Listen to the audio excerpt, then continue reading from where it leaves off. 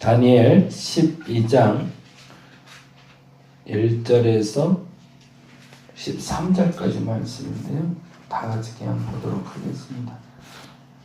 오늘 보실 때는 11장 36절에서 12장 13절까지 보시면 되는데, 마지막 날에 대한 이야기 적혀있는 12장 1절에 13절 같이 볼게요. 윤신양 원사님은 어제 정형외과 다녀오셨는데요. 다행히 뼈는 괜찮대요.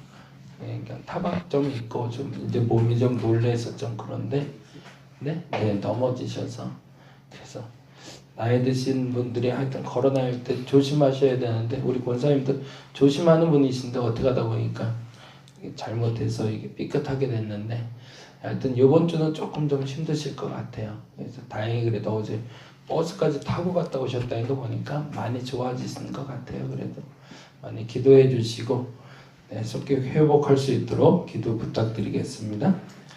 12장 1절에서 13절 말씀 같이 한 목소리로 읽도록 하겠습니다. 그때에 내 민족을 호위하는 큰 군주 미가엘이 일어날 것이요 또 환난이 있으리니 이는 개국 이래로 그때까지 없던 환난일 것이며 그때에 내 백성 중 책에 기록된 모든 자가 구원을 받을 것이라. 땅의 띠끌 가운데에서 자는 자 중에서 많은 사람이 깨어나 영생을 받는 자도 있겠고 수치를 당하여서 영원히 부끄러움을 당할 자도 있을 것이며 지혜 있는 자는 궁창의 빛과 같이 빛날 것이요 많은 사람을 옳은 대로 돌아오게 하는 자는 별과 같이 영원토록 빛나리라. 다니엘아, 마지막 때까지 이 말을 간수하고 이 글을 봉함하라. 많은 사람이 빨리 완해하며 지식이 더하리라. 나 다니엘이 본즉 다른 두 사람이 있어 하나는 강 이쪽 언덕에 섰고 하나는 강 저쪽 언덕에 섰더니 그중 하나가 세마포 옷을 입은 자 곧 강물 위쪽에 있는 자에게 이르되 이 놀라운 일의 끝이 어느 때까지냐 하더라. 내가 들은즉 그 세마포 옷을 입고 강물 위쪽에 있는 자가 자기 좌우 손을 들어 하늘을 향하여 영원히 살아계시는 이를 가리켜 맹세하여 이르되 반드시 한때 두때 반때를 지나서 성도의 권세가 땅 깨지기까지이니 그렇게 되면 이 모든 일이 다 끝나리라 하더라. 내가 듣고도 깨닫지 못한지라. 내가 이르되 내 주여 이 모든 일의 결국이 어떠하겠나이까 하니 그가 이르되 다니엘아 갈지어다. 이 말은 마지막 때까지 간수하고 봉함할 것임이니라. 많은 사람이 연단을 받아 스스로 정결하게 하며 시기할 것이나 악한 사람은 악을 행하리니 악한 자는 아무것도 깨닫지 못하되 오직 지혜 있는 자는 깨달으리라. 매일 드리는 제사를 폐하며 멸망하게 할 가증한 것을 세울 때부터 1290일을 지낼 것이요 기다려서 1335일까지 이르는 그 사람은 복이 있으리라. 너는 가서 마지막을 기다리라. 이는 내가 평안히 쉬다가 끝날 때에는 내 몫을 누릴 것임이라. 아멘. 사실은 오늘 본문에서 중요하게 볼 건 10절, 11절, 12절, 13절을 중심으로 좀 보면 좋을 것 같고요. 어제 말씀드리다 말았는데 11장에 나타난 이야기는 다니엘이 있을 때부터 400년 후에 있을 이야기들에 대한 기록이라면 12장부터 이야기는 우리가 잘 아는 요한계시록 그 마지막에 끝날에 대한 기록입니다. 그래서 어제 아브라함 얘기를 하면서도 그런 얘기를 했지만 아브라함이 자신의 자손들을 위해서 기도하잖아요. 그거는 이스라엘 백성들에게 매우 중요한 요점이 되는 것이 뭐냐면 그들의 언약은 자손을 통해서 복으로 연결이 되는데 그 복의 연결고리에서 가장 중요한 건 하나님께 버림받지 않는 것에 있어요. 그 자녀들이 하나님께 버림받지 않는 것이 가장 큰 복이라 여겼고요. 하나님이 버리지 않는 한 반드시 어느 날에는 우리의 자손들을 축복하리라는 믿음이 있었거든요. 그래서 아브라함은 그 기도를 하는데 그 기도의 때가 약 1000년 정도가 돼요. 그러니까 400년 정도 후에 있을 일을 놓고 기도하는데 그러니까 정확히 말하면 400년 후의 일을 본 거죠. 그리고 그 다음에 400년 후에 그들이 나와서 출애굽하는 모습까지 보게 되니 아브라함, 이삭, 야곱, 요셉 그리고 요셉 때로부터 400년 후를 놓고 기도하니 그 앞일을 알 수 있을까요? 모르는 거죠. 그냥 보여주셔도 만일에 예를 들어서 오늘 우리가 기도하는데 1000년 후의 일을 보여주신다면 그 일이 무엇인지 우리는 밝히 말할 수가 없을 겁니다. 근데 그들의 기도의 깊이가 거기까지 가고 있다는 거죠. 개인적으로 제가 부탁드리고 싶은 기도의 깊이가 거기까지라고 말할 수는 없지만 제가 깨달은 바로는 그래요. 우리 성경에 나온 사람들의 기도의 역사는 오늘을 놓고 기도하지 않는다라는 거예요. 물론 시작점은 오늘을 놓고 시작을 하지만 그래서 어제도 살펴본 것처럼 아브라함은 아주 단순한 기도거든요. 우리가 아는 아주 유치해 보이는 아들 달라는 기도. 나의 욕심이 아니라 그냥 내게 가장 필요한 거, 내게 가장 없는 거, 남들은 다 있는데 내게 없는 거, 그거 달라고 기도가 시작이 됐는데 그 기도에 내가 하나님께 마음이 들키니까 하나님이 그 마음을 내게 보여주시더라는 거죠. 근데 내 마음이 들켜서 하나님의 마음을 들켰을 때 하나님의 마음을 받아들일 수 있는 사람들은 그 다음 일에 대해서도 알려주신다는 거예요. 그래서 그게 우리가 이제 좀 그 단어들은 조심해서 써야 되지만 예언을 하고 미래를 보고 그리고 예견되지고 그리고 미래에 대해서 예측할 수 있는 일들이 그때서부터 비로소 시작이 되는 거죠. 근데 우리가 아는 대로 그 예언은 단지 그냥 내일 모레 혹은 그 병이 날 것이다 혹은 무슨 어디 가서 누구를 만나라 뭐 물에 가지 마라 이런 것을 말하는 게 아니라 보다 정확히 말하자면 하나님의 경륜을 깨닫는 거거든요. 하나님이 어떤 일을 끊임없이 축복하고 있고 어떤 사람을 끊임없이 죄송하지만 버림받고 있는지를 알게 되는 게 그게 하나님의 경륜입니다. 이게 태초로부터 아브라함 때도 동일하게 4대가 지나도 동일하게 그리고 애굽에서 나오는 출애굽에도 동일하게 하나님의 경륜, 하나님의 이끌어가는 방식은 변하지 않더라. 그걸 알려주고 싶은 게 사실은 다니엘과 아브라함과 예언서와 그리고 계시록에 나온 공통적인 특징입니다. 근데 그 사이사이에 일어나는 신비로운 이야기들, 천사 이야기들, 그리고 전쟁 이야기들, 환란 이야기들이 그거를 자꾸 감춰버려요. 그러니까 어떤 위험이 있고 어떤 어려움이 있고 그래서 어떤 사단이 나타나고 그래서 어떤 환란 가운데 누가 살고 이렇게 쭉 기록이 되는데 거기서 중요한 요지가 계속 반복되는 게 있는 거죠. 그 반복되는 건 앞서 말씀드린 대로 하나님은 동일하게 똑같은 사람들을 구원하고 있다라는 거예요. 어느 시대는 동서고금을 막론하고 아브라함 때에도 이삭 때에도 야곱 때에도 요셉 때에도 출애굽 때에도 그리고 이 바벨론 포로 때에도 마지막 계시록 때에도 똑같은 사람들은 구원받게 되지만 그러나 그렇지 않은 사람들은 버림받게 되니 너는 어떤 삶을 살 것이냐 그 기준을 지금 바로 세워줘라 라는 이야기를 설명하기 위해서 시대를 읽고 있다는 거죠. 11장 이야기를 잠깐 좀 그래서 살펴보면 11장엔 다음과 같은 이야기가 되는데요. 11장 보고 12장 갈게요. 11장 1절부터 우리가 봤었었는데 11장 1절에 보면 이런 얘기가 있어요. 11장 1절 같이 한번 보겠습니다. 내가 또 메대 사람 다리오 원년에 일어나 그를 도와서 그를 강하게 한 일이 있었느니라. 여기서 그를 도와 그를 강하게 했다고 해서 이 그가 다리오가 아니고요. 그는 21절 10장 21절에 나온 사람입니다. 10장 21절 한번 볼까요? 오직 내가 먼저 진리의 글에 기록된 것으로 내게 보이리라. 나를 도와서 라고 나오죠. 그들을 대항할 자는 너희의 군주 미가엘 뿐이니라. 그래서 이 미가엘을 도와서 그를 강하게 한 일이 있었다. 언제요? 다리 원년에. 이건 매우 영적인 일에 대해서 이야기를 하고 있는 거죠.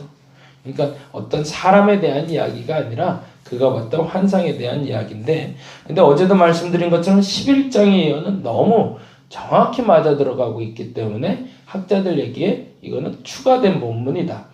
400년 후에 다니엘서에 추가됐다고 말할 정도로 명확하게 그 일이 일어나고 있습니다. 2절에 보니 이렇게 되어 있습니다. 2절 볼까요? 2절 말씀. 이제 내가 참된 것을 내게 보이리라. 보라, 바사에서 또 새 왕이 일어날 것이요. 근데 이 다리오라는 사람들은 메대 사람이고, 메대 사람은 과도기 사람이었거든요.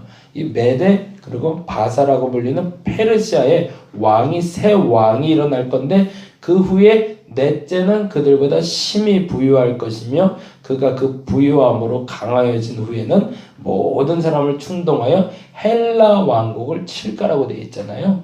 요 네 번째 왕이 우리가 잘 아는 에스더의 남편이 되는 사람, 아하수에로 왕을 얘기를 합니다.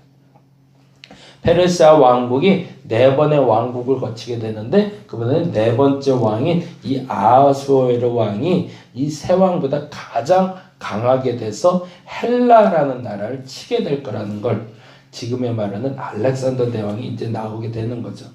그래서 이 강하여진 헬라 왕국을 치는데, 그때 3절 같이 읽어볼까요? 장차 한 능력 있는 왕, 이 사람을 알렉산더 대왕이라고 얘기를 해요. 그러면 이미 이때까지 내려오면 벌써 100년 정도 흘러가고 있는 거예요. 이 100년 후를 보고 있는 거죠. 그러나 4절에 보니까 이렇게 돼 있죠. 4절에 그러나 그가 강성할 때에 그의 나라가 갈라져 천하 사방으로 나뉠 거죠. 그렇죠. 그 헬라 알렉산더 대왕이 30세에 세계를 다 정복하고 그냥 죽잖아요. 그러고 나서 후손을 세우질 못하거든요. 자손이 왕이 되질 못해요. 잠깐은 세워지긴 했지만 그러면서 내 나라로 쪼개지게 되거든요. 그 나뉘게 되는 것을 이야기하고 있는 거고요. 그리고 다음과 같이 얘기합니다. 그의 자손에게로 돌아가지도 아니할 것이요, 또 자기가 주장하던 권세대로도 되지 아니하리니, 그 나라가 다 4분의 1 찢어졌으니까 이는 그 나라가 뽑혀서 그 외에 다른 사람들에게로 돌아갈 것입니다. 그리고 나서 남방의 왕이라고 말하는 액과 그리고 이스라엘 부근을 다스리던 왕들에 대한 이야기가 5절부터 시작이 되고 있습니다. 그래서 5절, 6절부터 해서 쭉 얘기해서 남방왕과 북방왕의 다툼을 이야기하는데, 그 근원지가 어디냐면 예루살렘을 중심으로 한 남과 북을 얘기합니다. 기준점이 있어야 남쪽이 있고 북쪽이 있잖아요.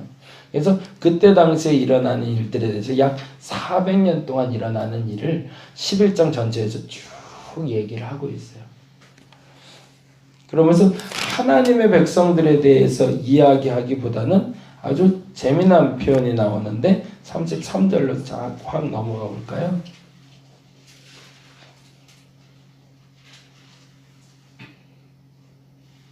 33절 같이 한번 읽어보겠습니다. 백성 중에 지혜로운 자들이, 거기다 동그라미를 좀 쳐주시고요.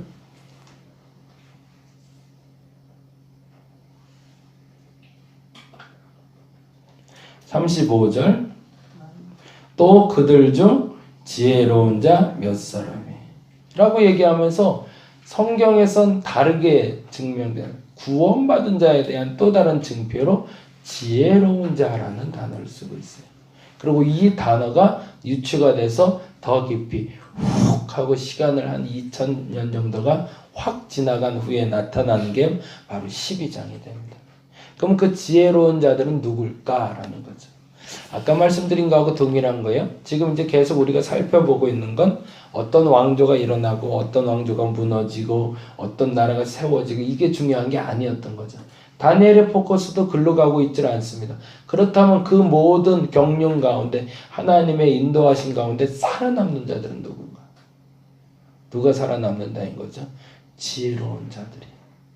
그럼 그 지혜로운 자가 누군가? 그에 대해서 설명해내는 게, 질문에 대답으로 나오는 게 종말대로 가는 겁니다. 그 마지막 끝날에도 이들은 살아남을 거라는 거예요. 이들이 누구죠? 지혜로운 자들. 보겠습니다. 12장 1절 같이 볼까요? 그때에 내 민족을 호위하는 큰 군주 미가엘이 이날, 그러니까 이 미가엘이라는 사람이 계속 쫓아다니네요. 그렇죠? 그러니까 이 사람을 중심으로 해서 지금 영적인 역사를 쭉 보고 있는데, 죄송해요. 너무 막 가서 죄송한데 요점만 보자고요.